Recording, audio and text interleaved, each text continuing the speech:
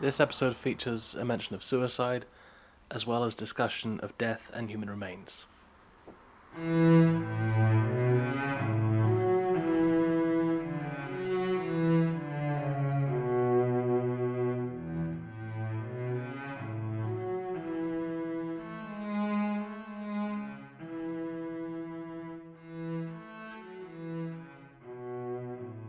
Hello and welcome to Bread and Thread, a podcast about food and domestic history. I'm Liz. And I'm Hazel. We are two friends who studied archaeology together and love history and making things, which are sometimes historical but sometimes not.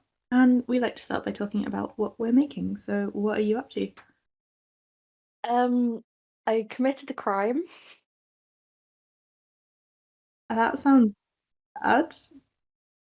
Well, I've made baked donuts before, and I have a bundt tin,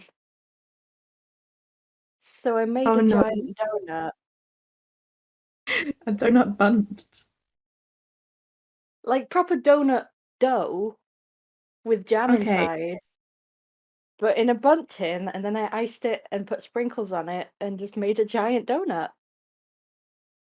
that's just a cake. It's not, it's different ingredients. It's It's a like cake with an a hole in it. It's not because it's not a cake dough, it's like an enriched bread. Well, sure, but if you put it in a cake tin and you bake it, it's a cake in my book. Hard disagree. I don't think I come to any kind of It's donut. like peaceful conclusion on this. I would accept brioche because that's also enriched bread dough, but it's a Okay. giant donut. I'm I gonna. will grant you it sounds delicious, but I shared a picture in the server, and people agree it's a giant donut. oh well, people are wrong. And I will die on this You hill. realize those people are our patron. Yeah, they're all wrong and they should feel bad. Okay, but look at this picture and tell me that isn't a giant donut. I stand by it. What have you been up to? Not that much honestly, because I've been away from home on placement for my university course. Uh, but I did take some knitting with me, of course. Um, oh, and I went to the Weald and Downland Museum on Sunday, Oh, the Weald cool. and Downland Living Museum, which is my favorite museum. It has got many historical houses that were saved from destruction and were taken down and rebuilt in the exact same like order, but in this massive park, and it's really cool. Oh, that's Um, cool. There's a place in the Midlands like that, mhm. Avon. Okay, awesome. Yeah, I think Oh, there's a few around, not just in the UK either, but it's fantastic. And they had a wool weekend okay. that just happened to be the weekend I went there. So they had people spinning and weaving in different ways from different eras, and it was fantastic. And there was a great wheel. In fact, there were several great wheels. Um, I will Awesome. post pictures on the Twitter. If you guys haven't seen a great wheel before, it's awesome. It's like the first spinning wheel invented. Well, when I say great wheel, what I mean is spinning wheel that this is on a tangent now, but like Yeah, this is for another episode, I think. yeah, like medieval British people were absolutely not the first people to invent the spinning wheel. Um, but it kind of made its way there in that time.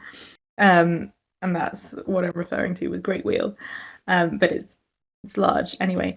Anyway, and they had a sort of a vertical warp weighted loom, and it was really really cool. And I'll put pictures. Yeah. We need a Loom episode at some point soon. We do need a Loom episode. That would be amazing. I volunteer as tribute. Anyway, so that's more something that I experienced the making of rather than have made, but I don't really have anything relevant apart from that. So, for today's episode, we're approaching Halloween. This is our last episode before Halloween. And I thought, what's the scariest food? The answer is human flesh. So I've been learning about cannibalism. Okay, I will admit that is not what popped into my head when I thought about scary foods, because it's not something I generally consider in the food category. You know what? That's valid.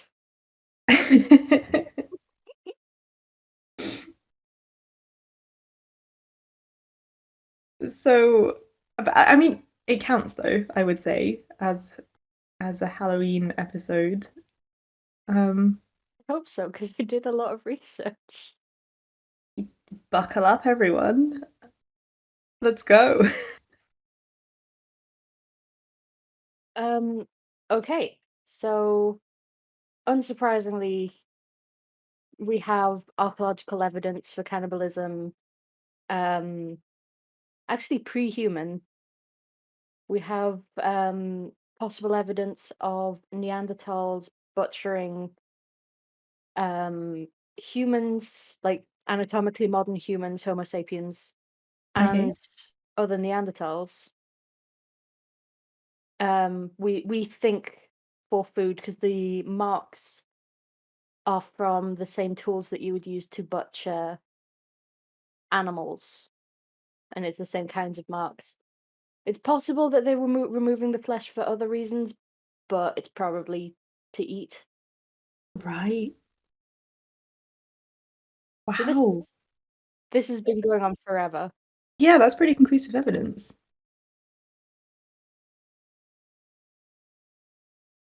Um, I should say as well, I'm not gonna cover things like the Donner Party and plane crashes and that because I think survival cannibalism is maybe a little bit outside of our remit Hmm.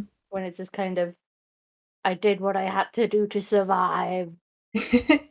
Yeah, I guess this is more like in history rather than like an outlying event. Mm.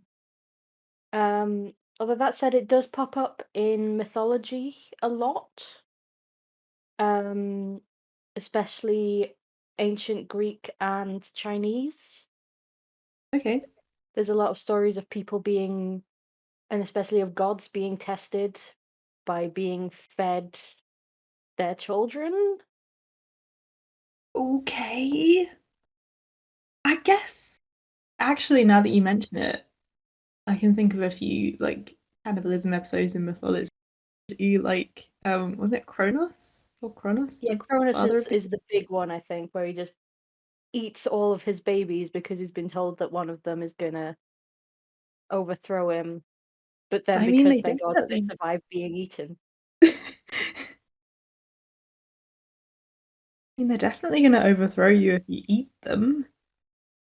I mean, Greece liked a good self-fulfilling prophecy, I think. Yeah, that is true. It indeed does.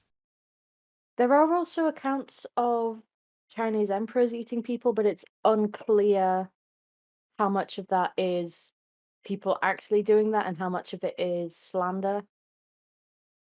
Okay. Because obviously, that's a very good way to be like, hey, this guy's evil. Yeah, it has been used as a way to like get bad press for other people for like quite a lot, hasn't it? Yeah, I mean, a big one is so the words Caribbean, as in the sea, and cannibal actually have the same Mhm. etymology, Okay. which is from the Carib people, which was an indigenous group um, in the Caribbean. who Columbus basically went, well, they eat people, therefore they're subhuman, and it's okay to take them as slaves because Mm. because Columbus was the worst. I Yeah, would like to get a lot harsher about Columbus, but this is a clean podcast. yeah, I'd agree with your estimation. Which again is a thing of it might have happened, but probably not as much as he says, and if it did, that's not an excuse. Hmm. Because there are people, I mean, most famously the Foray people in Papua New Guinea Hmm. who practice funerary cannibalism as as an act of respect to the dead, Yeah. and also sort of keeping their spirit, their life force, whatever you want to call it, within the community. Hmm. Um, I will come back to them. Okay. But yeah, so funerary cannibalism, things like eating flesh, particularly the heart, as a religious practice, pops up in groups like the Aztec as a way of communing with the gods. Hmm. And I mean, you could argue that some branches of Christianity, there's, I mean, it's just, there's different levels of how symbolic it is, but there is eating Jesus. I mean, I would say that that counts as at least like role-playing cannibalism.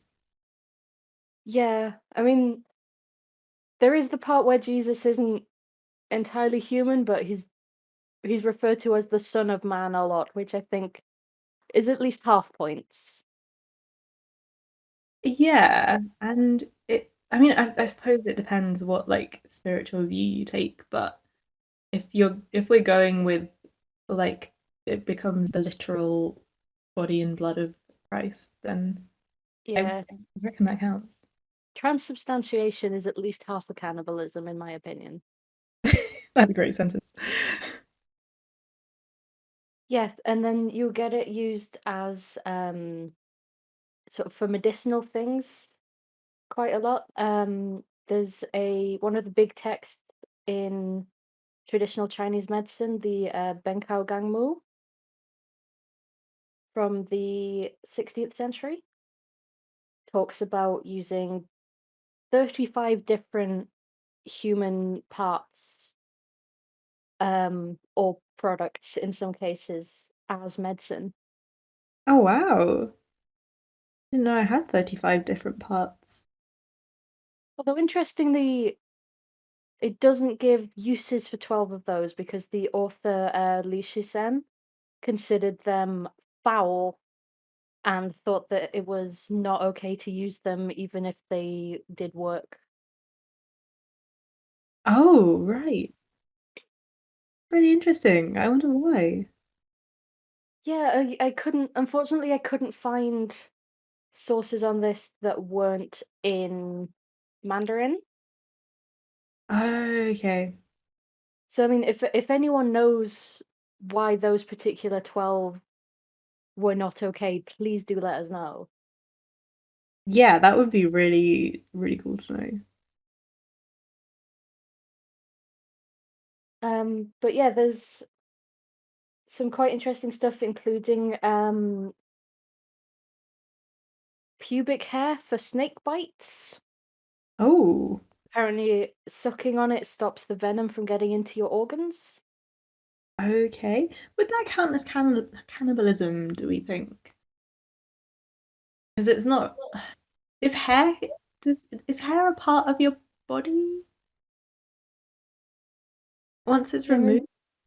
so some of it I don't think would be full cannibalism. I guess we've already talked about half cannibalism. But it's Yeah. still, consuming parts of the body. I suppose, yeah. But I would assume in this case it would be removed from the body first.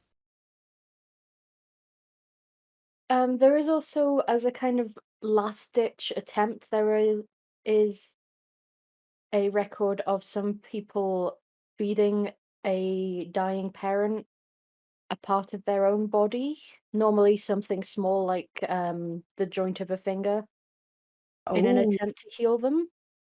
okay. And that one definitely counts.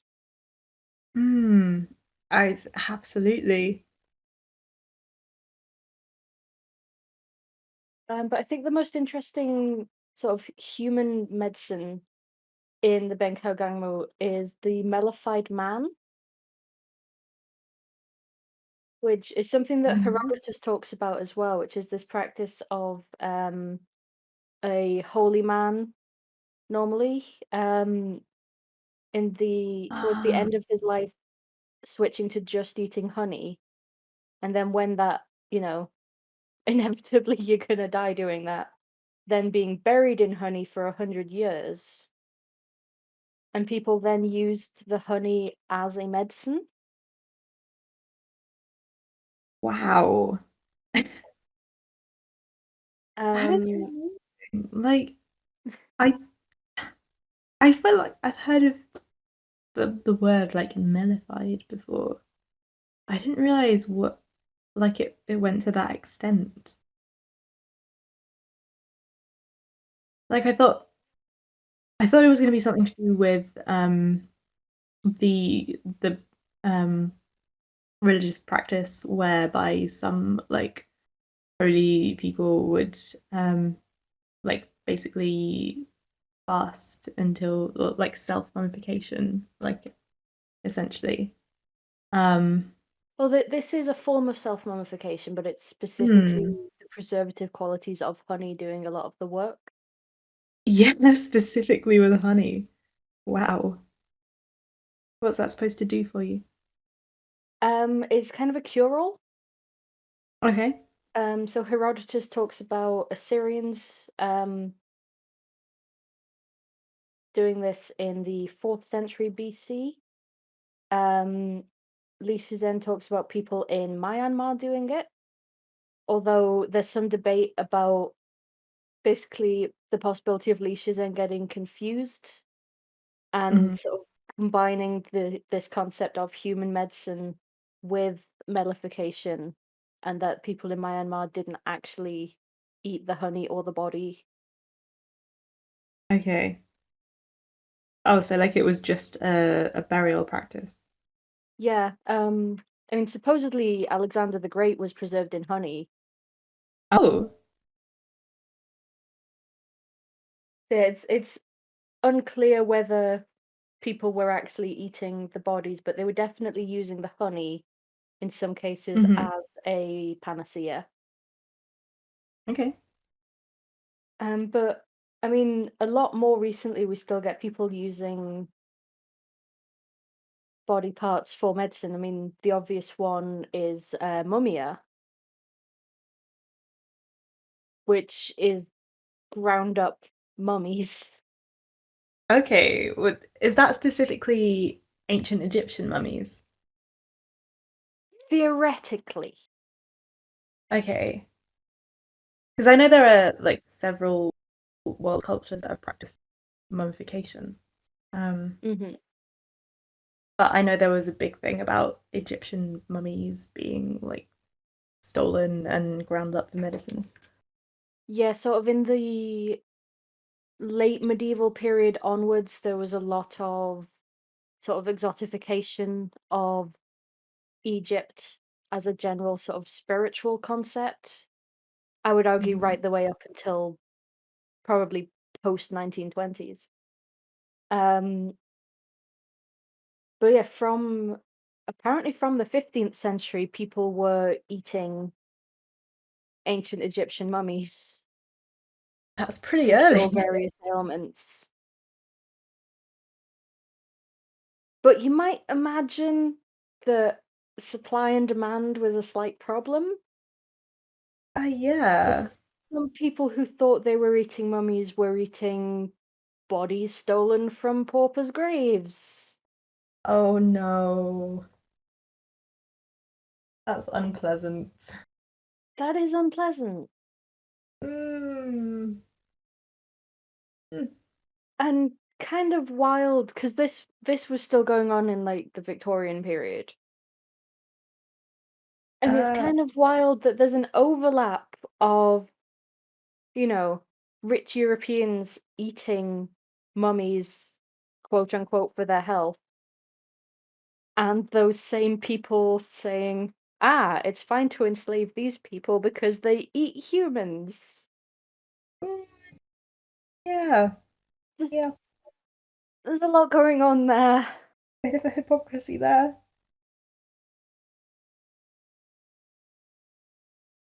Oh gosh. And also doing things like dipping handkerchiefs in the blood of executed criminals because apparently it can cure epilepsy. Right. Just gonna put it out there that it doesn't. It it does not. Um, just in case. Yeah, the don't eat people, don't smear epileptic people with the blood of executed criminals or any other blood really. Also, Just, like, just I mean, don't do yeah, that. you probably Seek shouldn't, like, medical help for epilepsy. yes. That's the kind of hot take Um, you only get at Bread and Bread. also, don't drink blood unless you know where it's been. Yeah.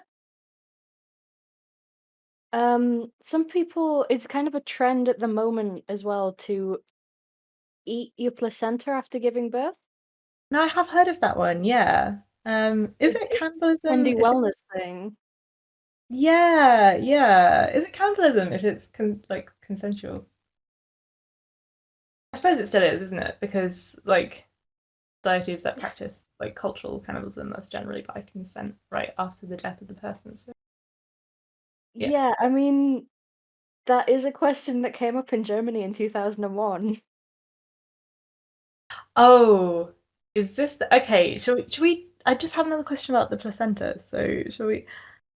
Yeah, we'll do the Yeah. placenta first and then we'll go to Germany. Okay, because I think I know what you're going to talk about, and it is it's a story. Um, yeah. So is it actually good for you eating the placenta? Um, we only have anecdotal evidence. There hasn't been a proper medical study. Okay. Although I can see where they're coming from with the idea.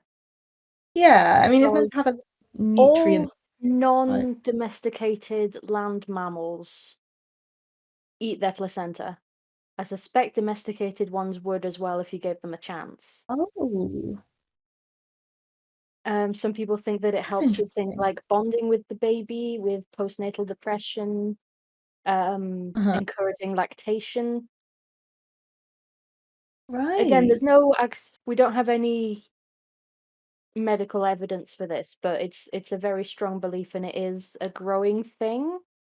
There's even Okay. companies who will dry the placenta for you and then give you like pills of it that you can take. Okay.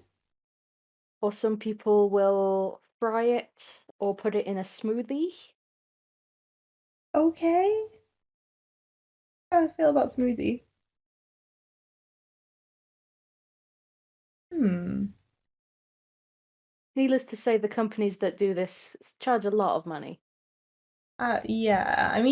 Yeah. That's pretty easy to do yourself, I would have thought. Not like turn it into pills, but like just do it all wash and whack it in the frying pan. Mm. Yeah. I have I'm seen. a little bit sad that I couldn't find anyone talking about what it actually tastes like. Hmm. Because Yeah. I It would be. mean, I like offal. It's just awful, right? That's one of those where it would be good to have like actual research on it and find out what it actually does. Oh yeah, Um, for sure. yeah, Like yeah. I'm keeping an eye on that because I'm intrigued. I recently learned that chickens often eat their own eggs if they're feeling like they need the nutrients back. They just eat the egg.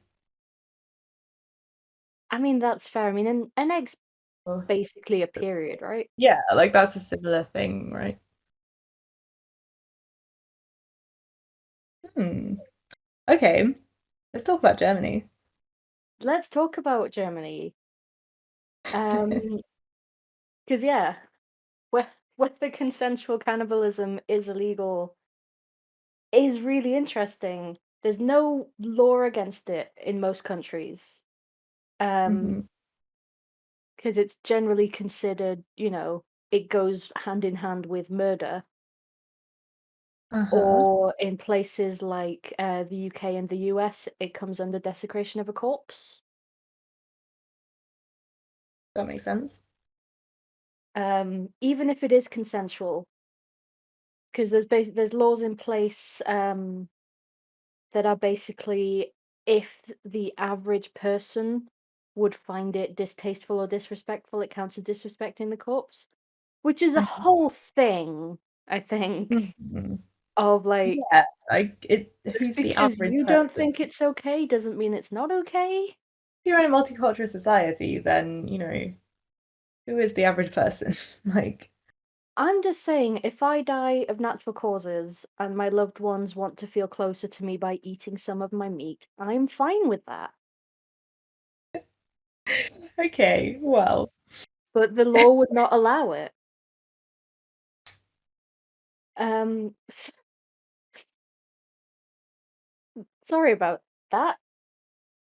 Um, but there's a yeah, hypothetical situation for you all. so in 2001, a man named Armin Maiwes in Germany put out an advert asking for someone who would consent to being killed and eaten, and found a man named uh, Bernd Brands, who he then did kill and eat. And it was a big problem, the court case over it, because it was consensual. He didn't violate any laws. Was basically the argument of the defense was he wanted this. Everything was all consensual. We have, there are records that this was consensual. Um, but eventually he was charged with basically assisting someone in suicide. I was gonna say, I feel like that will come under assisted suicide. We're gonna have to put some warnings on this episode, aren't we? Yeah, uh, Um, definitely gonna. yeah. Um, yeah, like I would think it would technically come under that category, and that is illegal in probably most countries, I I think think. most places, yeah. Yeah. Um, but yeah, obviously, apart from criminal prosecution, there are risks to cannibalism, which is where Mm. we come back to the foray people, Hmm. um, who have a problem with a disease called kuru, which is a type of prion disease, which is things like mad cow disease and zombie deer disease are prion diseases. Okay. Um, so it was noted that it was more prevalent in women and children because you get it from eating, especially the brain of someone who already has it to some extent, has this prion issue, and Mhm. men were more likely to get what we would consider the meat, like the good bits, and women and Okay. children would get more the offal part. Feels really weird Right. to say offal in this context, but I'm going with it because you know what I mean when I say it. I do, and it is. But interestingly, people studying Kuru in the foray um, found that there is a gene that protects against prion disease, which is more prevalent in them than in the average human population. All right. Um, but a lot of people do have it. So there's a theory that um, humans, not just Neanderthals, were eating other humans in prehistory. and getting Kuru, and so this gene became a useful adaptation and spread. Right. Wow. So it kind of comes all the way back to the beginning with looking at prehistoric stuff. It's like, yeah, like ancient DNA, because this disease was found in this one population. Wow. That is amazing. So that is my brief history of humans consuming humans. And I That hope it was was adequately Halloweeny. oh, definitely spine tingling. No, that was really cool, if a little strange to think about. But I feel like if there's any two people who can talk about the like social history of cannibalism without finding it weird, it's us. Um, Yeah, I mean it was really interesting to look into.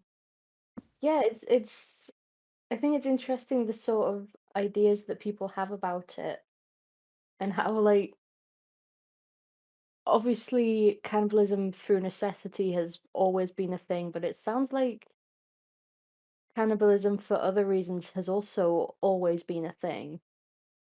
yeah, And there's I don't know, there's kind of a level of how weird is it actually? I think it's definitely your sort of cultural and social perception of weird. Um, Yeah, I guess it's going back to that, would the average person find it weird? Who is that? well, yeah, exactly. Who's the average person? Because I think I read about one of the peoples who still practice funerary cannibalism, and um, I think a anthropologist or something, telling them that in their country they bury the dead, and they were like, "Why would you do that? That's really disrespectful. You're putting in the ground where they decompose." Like, so from that perspective, Mm. burial is really disrespectful and like weird to think about. So yeah, it's I think it's definitely a nurture thing. Hello, I'm Mod Pencil from Probably Bad RPG Ideas. If you'd like to hear discussions of ideas such as what if in my urban fantasy game magic turns out to not be real, and what is the best rules for an ogre, then listen to the Probably Bad podcast, which is available on everywhere podcasts are and also YouTube. Or check out our Tumblr and Twitter. So what is our local larder this week? Um, Somewhat unrelated, but I I would mean, be surprised if it was related. um, I have been staying by the seaside for a couple of weeks, Very and nice. I would talk a little bit about Seaside Rock. I do love a stick of rock. Um, Basically everyone loves a stick of rock, yeah. In fact, as I will explain, people around the world enjoy a stick of rock. So if you've never Okay. had rock the like type of confectionery before, I'll put a picture on the Twitter. It is the sugariest thing because it's made out of pure sugar. It is basically just sugar. It is notoriously tooth-rotting. It is basically a stick of like pulled sugar candy, very hard. But characteristically, it's like colored on the outside, often red, and then white in the middle. But then it has letters or sometimes even pictures on the inside, and they run through the whole thing. So traditionally, it's the name of the seaside resort that's like inside the stick of rock. And then, as you eat it, because the lettering goes all the way through, like you can still see that letter or picture like all the way down. yeah, so it's a really like you can get it at like basically every British seaside resort. It's Not very even just the nostalgic. resorts. Just pretty much anywhere on the coast, there's a good chance there's going to be somewhere selling it. Oh yeah, seaside town.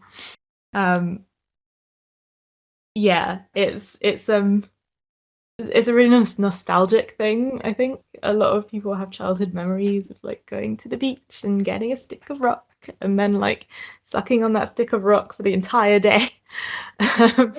Until it gets really sharp and your parents tell you you're going to ruin your dinner. Yeah.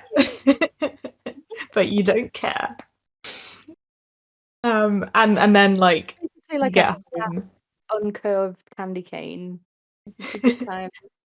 and then a couple of months later you find the like half-eaten sticky really sticky stick of rock in the bottom of your bag that you didn't finish. Yeah, that's Seaside Rock. And it's great. You can still get it in lots, but I've not had one for ages. I need to do that. I need to do it. Oh, we got some this summer from New Brighton, and it did say New Brighton all the way through. Yes, classic. So I actually learned that the lettering and the like designs inside a stick of rock can only be done with hand. It's too delicate to be done by machine. So That's cool. certain parts of the process of making rock are done by machine. Um, but that part has to be done by hand.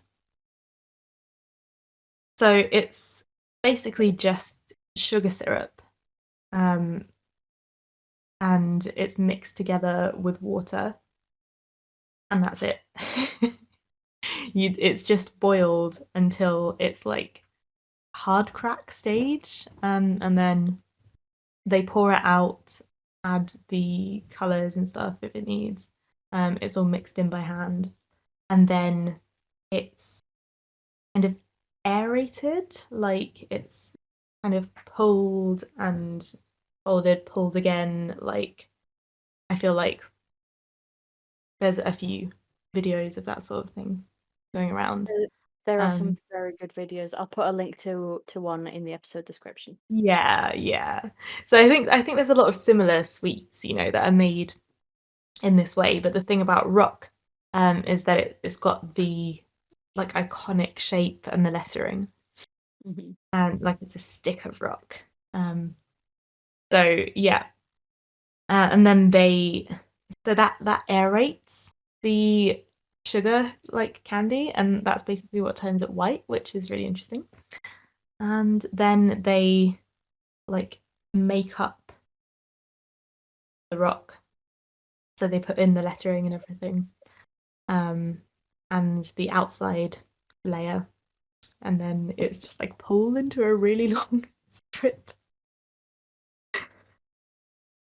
But apparently they make the letters because it still has to be like a little bit soft when you make it. So all of the blocky letters are made first, like the square ones, because they're not going to lose their shape. And then letters that have a round shape are made like just before they put it all together, so that it doesn't lose its shape.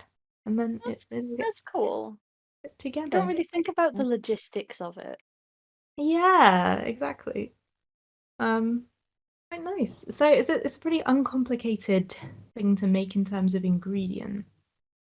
And apparently it came out of a sweet called Fair Rock, which was being sold at fairs in the 19th century. But it didn't have any of the like extra decoration or anything. So was it And just a then stick of sugar? yeah, just basically like a stick of sugar candy. And then, well, the invention of lettered Seaside Rock is there's a story where it's credited to somebody called Dynamite Dick, which is quite a name. Um, but Amazing. yeah, it seems to be agreed that the first manufacturer like of Seaside Rock, lettered rock, is a guy from Burnley who went on holiday to Blackpool and in 1887 set up this factory and started producing lettered rock. And Blackpool was the first place where it was sold. So you're saying it's a cool Lancastrian invention? I am. You should be proud. And then it kind of spread to like all the coastal resorts as a seaside thing. But like each place would have their own name, and traditionally it's like either, like for example, just taking a random one, but I'm from Sussex, so I'm gonna go with Brighton. Sorry, Blackpool. Like Brighton Rock or a present from Brighton or like memories of Brighton or something, because you're not going to finish that in one day. I mean, you can get small ones. You can get. Say you're not going to finish that in one day. I know people who will not be named and shamed, who I have seen consume a stick of rock in a day. Okay, I guess it depends if you suck the rock or you're one of those absolute heathens that just bite it. Because you can just crunch your way through it, but. But then your teeth get all sticky. It is a Yeah. horrible feeling. But apparently the way that they make it is it's extruded into like a really, really long strip and then it's cut into sticks, which is like, I want to see the long rock. Give me the long rock. Like you can get, like there are like giant versions, right? Yeah, like I have seen videos of them making it where they kind of grab the end of it and kind of swing it backwards and forwards so it stretches down, which looks Mhm. really weird, and I always just kind of want to bite into it.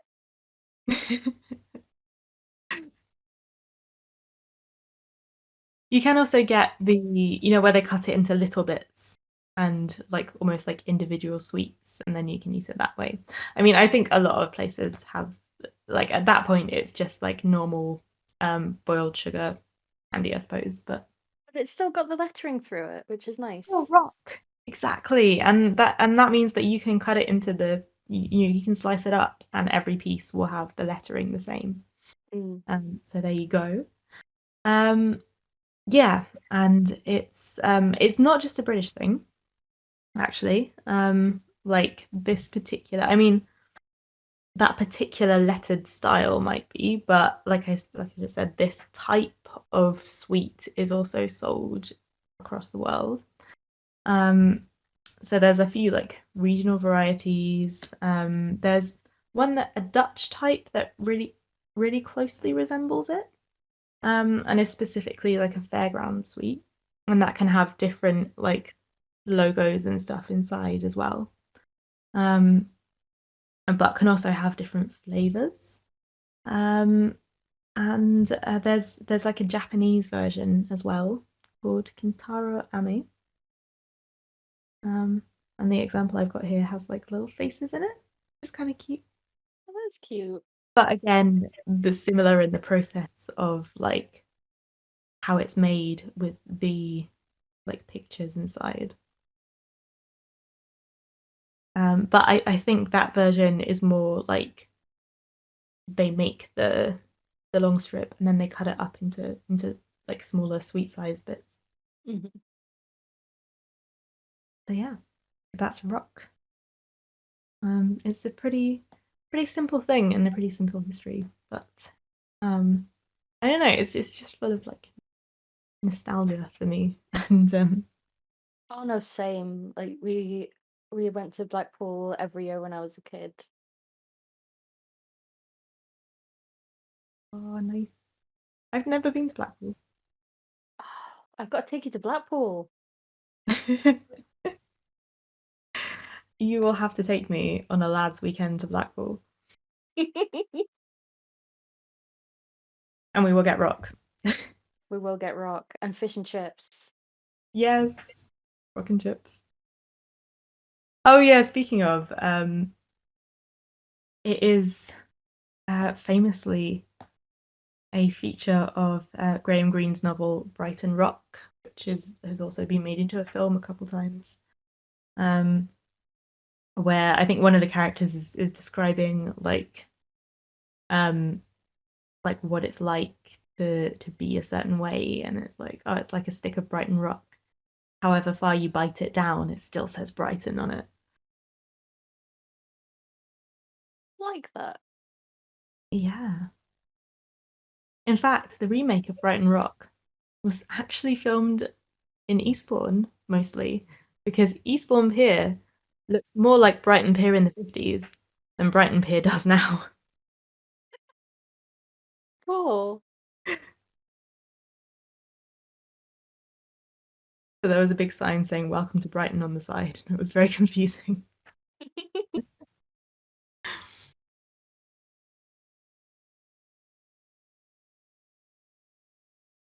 So, thank you for listening. If you want to help pay for our last weekend to Blackpool, we have a Patreon, patreon.com/breadandthread, where you can get access to patron-exclusive recipes, a Discord server where we talk about food and crafts and history. And at £10 a month or more, we will make a bonus episode just for you on anything that you want. You can find us at breadandthreadpodcast@gmail.com. If you want to tell us any facts that we've missed off the podcast, if you want to give us ideas for future episodes, if you want to give us fun things to do in Blackpool. Yeah, we got a really nice email from someone called Ewan on the Bread and Thread email. So shout out to Ewan. We will do the episode Oh. you requested soon. Thank you, Ewan. We also have a Tumblr, which is Bread and Thread, and a YouTube, which is Bread and Thread, and Twitter, which is Bread and Thread, where you can find announcements of upcoming episodes and pictures and things that we say we're going to put on there. And also, We do also have a new video on the YouTube. A couple of episodes ago, we made an episode about the Suffrage Cookbook, a book sold to raise funds for suffragettes in Pennsylvania. I made one of the cakes from there, the scripture cake. So amazing. if you want to learn about that, yeah, head to our YouTube channel, Bread and Thread.